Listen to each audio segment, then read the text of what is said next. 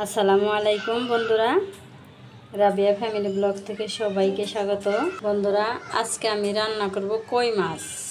এইখানে আমি 6 পিস কই মাছ নিয়েছি। এইভাবে আমি একটু কেটে কেটে দিছি যাতে ভিতরে মশলা ঢুকে যায়। এই কই মাছটা আমি রান্না করব, তাহলে সবাই দেখতে থাকো আমি কিভাবে এই কই মাছ রান্না করি। আমি এই কই মাছের মধ্যে এখন আমি সব মশলাগুলো দিয়ে দিব। হলুদ গুঁড়ো দিয়ে দিলাম, মরিচের গুঁড়ো দিয়ে দিলাম, ধনিয়ার গুঁড়া দিয়ে দিলাম, লবণ দিয়ে দিলাম, পেঁয়াজ দিয়ে দিলাম, কাঁচামরিচ দিয়ে দিলাম। কই মাছের জাল একটু জাল জাল না করলে ভালো লাগবে না। এখন আমি তেল দিয়ে দিলাম। ও বন্ধুরা, ভুলে গেছি, আদা বাটা, রসুন বাটা, জিরে বাটা। এই মশলা দিতে ভুলে গেছিলাম, আগেই মাখিয়ে ফেলাইছি। এখন আমি ভালো করে মাখিয়ে নেব। এই যে আমি সুন্দর করে মাখিয়ে নিলাম। চুলায় কড়াই বসিয়ে দিছি। এখন আমি তেল দিয়ে দিলাম। বন্ধুরা, আমি এখান থেকে 2 পিস মাছ ভাইজা খাওয়ার জন্য আমি আলাদা ভাইজা নিব।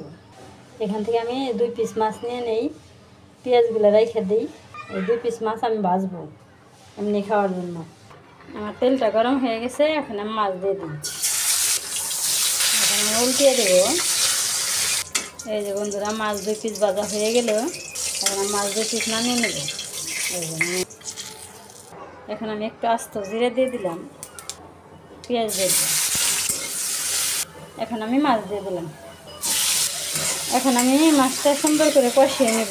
এই যে আমি সুন্দর করে এইভাবে একটা একটা করে উল্টিয়ে উল্টিয়ে কষিয়ে নিলাম। এই যে বন্ধুরা, অনেক সুন্দর করে কষিয়ে নিলাম। এখন আমি পানি দিয়ে দেব। পানি দেওয়া হয়ে গেল। এখন হইতে থাক। আমি এই চুলায় কয়েকটা জিরা ভেজে নেই গুঁড়া করার জন্য। আমার কই মাছের জাল রান্না করলাম। এখন আমি এই যে জিরা গুঁড়া দিয়ে নামিয়ে নেব। হয়ে গেছে। এই যে বন্ধুরা, হয়ে গেল আমার কই মাছের তরকারি। কই মাছের জাল রেসিপি হয়ে গেছে। আর এই যেখানে 2টা মাছ ভেজে নিছি এমনি এমনি খাওয়ার জন্য। কই মাছের ঝোল, জাল আর কই মাছ ভাজা। আমার আজকের রেসিপি কেমন হইলো অবশ্যই কমেন্ট করবে। আর যারা কষ্ট করে ভিডিওটা দেখলে সবাই ভালো থাকবে, সুস্থ থাকবে, সাবধানে থাকবে। আল্লাহ হাফিজ।